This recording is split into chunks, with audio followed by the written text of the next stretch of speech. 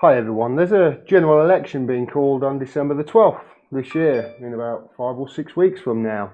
And there's one MP that has announced he's stepping down and he won't be missed by me, that's for sure. I'll explain why in a second. Thanks for joining me.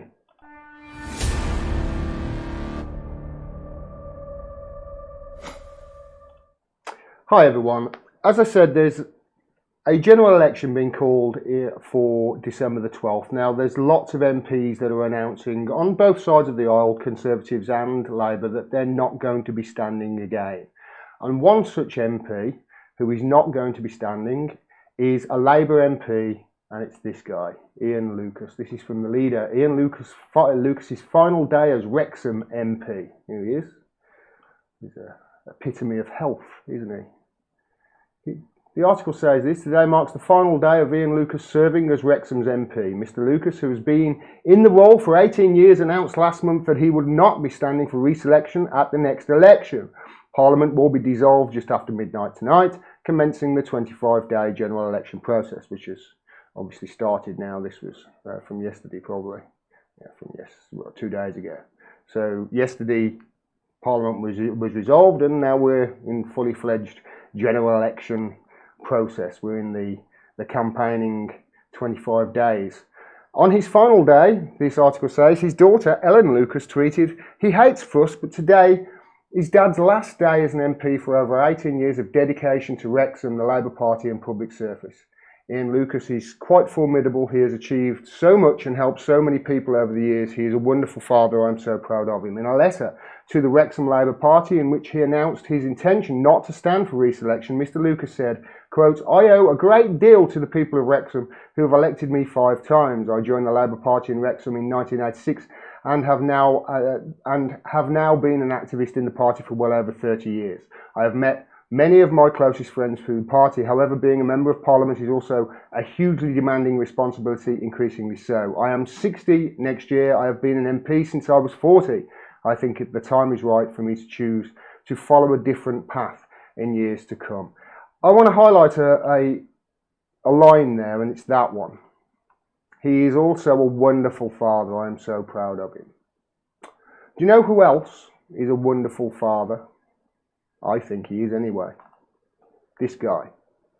That's John Shipton. It's Julian Assange's father. And as you may remember, just a few weeks ago, I asked my viewers if they would send a letter in to their MP asking if they will co-sign the early day motion that Chris Williamson has tabled. And when I say tabled in the UK means actually put forward. Tabled in the US means to have stopped it from having a vote. It's different. So when I say tabled over here, it means they've put the motion forward. So that's just a clarification for you people in the US across the pond who, what do you mean tabled? It's been stopped. There's been some confusion there, but Chris Williamson tabled an early day motion for the House to try and support the condemnation of Julian Assange's treatment. John Shipton's son. He's a father too. Ian Lucas was one of the MPs that had a letter from one of my subscribers, a long-time subscriber actually, somebody who I've had conversations with in the past and has sent me emails with in the past, so I know this is legit. And they don't want to be identified, but the master bakers, we shall call them, had a reply from Ian Lucas. You are going to probably fall off your chair as to response. Now, before I show you his response to the email asking him to support this early day motion, what I want to do is just make you aware that the Master Bakers is very... He told me a glowing report, shall we say, of Ian Lucas, and he said that he has been a fighter for Wrexham and he's done very well in the Wrexham area. So full disclosure, the person who sent me this email, this response from Ian Lucas, gave me a glowing report of what the guy has done for Wrexham. Now, I don't particularly know his record, but I did say I won't miss him. And you're about to see why, because this is the response that he sent. Dear blank name, the Master Bakers. Dear the Master Bakers, thank you for your email regarding the EDM in support of Julian Assange, he says. I will not be signing the EDM, as I have long had concerns about Julian Assange's close links to Vladimir Putin and the Russian government, which so regularly flouts human rights. And Putin has used Julian Assange for his own political objectives, apparently with Mr. Assange's agreement. Yours sincerely, Ian Lucas, MP. This is what we're up against, folks. Remember, this is from a Labour MP, and this is why I'm highlighting it. This is somebody who my subscribers said to me is one of the good ones who works tirelessly and has worked tirelessly for his community. This is how badly misinformed our MPs are on this matter. Now, as I've said before many times, and as I've said in my email, in my second email, my reply to my MP, which she still has not replied to, this is the greatest threat to press freedom there ever has been in the West. And the fact that MPs like Ian Lucas are so out of touch as to why Julian Assange is where he is epitomises the fight that the struggle that we have in the coming months to stop him being extradited to the United States for a show trial. If it gets to that stage, let's face it, he's probably going to lose his life before then. He says, I will not be signing the EDM. I've long had concerns about Julian Assange's close links to Vladimir Putin. I would love to know what Ian Lucas's evidence is that Julian Assange has close links to Vladimir Putin and the Russian government. I would love to see what evidence that is, because there isn't any. Which so regularly flouts human rights, he says. The Russian government which so regularly flouts human rights. Well, Mr. Lucas and any MP who's saying that, what about the human rights that we are flouting right now by throwing a journalist, a publisher, in prison? A 7 times nominated for the Nobel Peace Prize Award journalist, although, you know, with the recipients of that Nobel Peace Prize, Henry Kissinger, Barack Obama, drone bomber in chief, I'm not sure whether, you know, that's being nominated for the Nobel Peace Prize is still a good thing, but nevertheless, 7 times multi-award winning journalist, 100% factual record, never ever published anything false. Published many documents on the Russian government, highlighting corruption within the Russian government. We are persecuting this guy for telling the truth, for proving that war criminals are war criminals, for him being the best publisher, for him being the best journalistic outlet and most accurate journalistic outlet in the history of the world.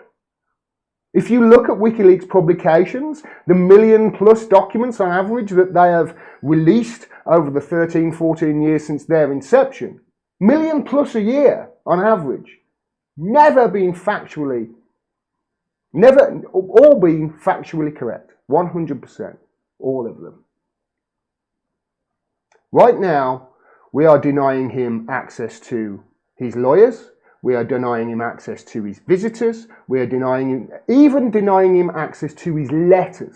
That's without 23 hours a day in solitary confinement, which is torture. And let's not forget the United Nations rapporteur on torture, Nils Melzer, who has come out and saying Assange is being tortured. He said, and I quote, that this is the collective persecution of the countries involved of this man, the demonisation of him. MP Ian Lucas fell for it hook, line and sinker. Now, Ian Lucas might have been an excellent MP. Like I say, this is going off what has been said to me. But this is how out of touch the goddamn Labour Party is. Now, I'm going to be going through in the next 24, 36 hours and doing a video on the replies that I have got, but you will see the Labour responses from MPs are all over the place. This is perhaps the worst, I must admit. This is one of the worst. You can see Ian Lucas literally just doesn't care here. about facts. I mean, this is just a smear. It's a red bait. It's devoid of any evidence and anything of any substance whatsoever. But the Labour responses I have noticed, and it's about even that I've seen between Labour and Conservative, and there's a couple from Lib Dems as well I've seen, but the Labour responses are all over the place. The Tories are all in lockstep. It's almost like they've been told, this is what you say. Labour haven't even got on the same page about this. They are that disorganised. This is what we're up against, and this is why it's so important that we get these MPs on record as to how they feel about Julian Assange being thrown in prison. He's saying he's saying the Russian government flouts human rights, look. His close links, Assange's close links to the Russian government, which so regularly flouts human rights. Nils Melzer, the United Nations Rapporteur on Torture, has said that we are denying Julian Assange's human rights. We are denying, when we ganged up and persecuted and went into that embassy and dragged him out, that was an act of fascism.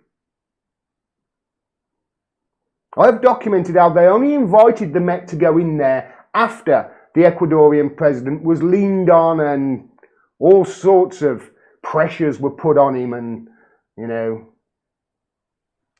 guaranteed IMF loans if he played ball, which of course has led to Ecuador rising up and then saying, no, we're not going to take those loans after all. Backfired on him, didn't it? We are the ones who are flouting human rights here, Mr. Lucas, not the Russian government. And your red-baiting smear of possibly the greatest journalist that has ever been, it really is.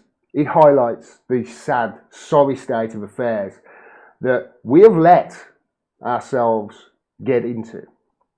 We fell asleep at the wheel, and people like MP and Lucas, they're the ones who are meant to be defending press freedom rather. As you can see, they're clearly not. I'm not surprised at seeing an email like this. I'm really not. I'm not surprised at seeing an email from a Labour MP about this, because it seems to me that it's the Labour MPs who are most misinformed on this, and there's no clear path that Labour MPs have been told to go down with regards to this. It's clear to me that Labour don't give a crap about Julian Assange, despite what they might say in tweets. It's up to us to put pressure on them, and not just Labour MPs. I'm just picking Labour because Ian Lucas is one. But any MPs, we've got to put pressure on them. Remember, we are 25 days away from the election. Nobody, no political party deserves your vote unless they deserve your vote. For me, the line in the sand is this. If you don't support Julian Assange, you don't support free speech, you don't support freedom of the press, and you don't support human rights. That's the line. This is why I'm making sure that my MP, before I give her my vote, my Labour MP, she's on board with freeing Julian Assange. She's on board and she understands just how important this is. Not to Labour, not to the Conservatives, not to the establishment, not even to Julian Assange, but how important this is to you and me and every single person in this country and on the goddamn planet. That's how important this is. And I, for one, I'm not going to miss MPs like Ian Lucas, who are so sadly and badly misinformed on matters of global importance. To the Labour MPs and to MPs in general, I'll give you this message. Get your shit together. Because in the next 25 days, I'm going to be finding you, I'm going to be sticking a camera in your face, and I'm going to be asking you these questions. And if you come out with a reply like Ian Lucas just has, with some red-baiting smear that Julian Assange is Putin's puppet, you might just be famous, if only in small circles.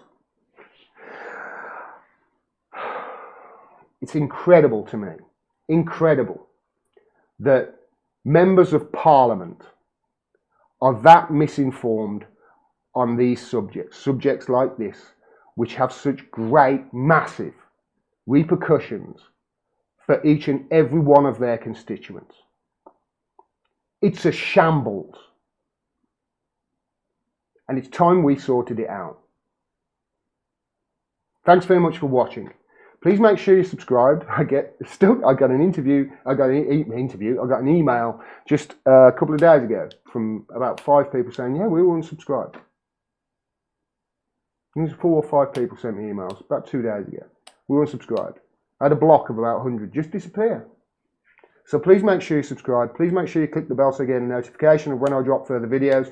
As I announced yesterday, I will be going and trying to get in the face of MPs and sticking my camera in their face and asking them these questions, not just on Julian Assange, on all sorts of things. Questions that are not being asked by our mainstream media. They're not our mainstream media. They're not the media at all. They are governmental PR. I am the media. People like me are the media. People like me who are funded by you to ask MPs the questions that the governmental PR, the elite PR, the global elite PR, they won't ask. That's what I'm going to be doing. If you go to the website, you can go to the Journalism Drive and support me as I travel and start asking them these tough questions and no doubt being dragged out of places by police. Let's see. Thanks very much for watching, everybody. I'll be back probably tomorrow with the rest of the responses that I've got from the early day motions and how I would respond to them. Thanks very much for all your support, and I'll see you again soon. Take care.